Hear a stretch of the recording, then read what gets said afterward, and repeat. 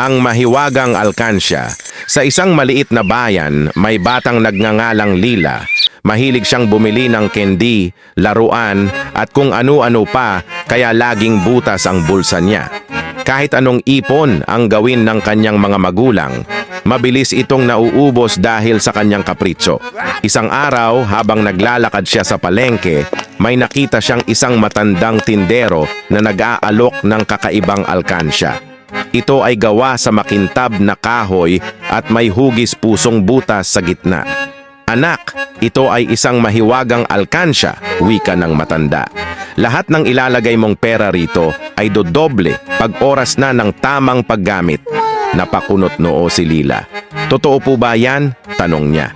Subukan mo, sagot ng matanda habang nakangiti. Dahil sa pananabik, ginamit ni Lila ang kanyang natitirang pera upang bilhin ang alkansya. Sa unang linggo, nilagyan niya ito ng 1 piso. Sa susunod na linggo, 2 piso na ang laman. Habang tumatagal, lalo siyang ginanahan mag-ipon. Hindi na siya basta-basta bumibili ng kung ano-ano. Pagkalipas ng 1 taon, naisip niyang silipin ang laman ng alkansya.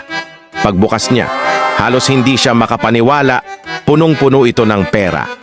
Totoo nga ang sinabi ng matanda, dumoble ang kanyang inipon, hindi dahil sa mahika, kundi dahil sa kanyang tiyaga at matalinong paggastos.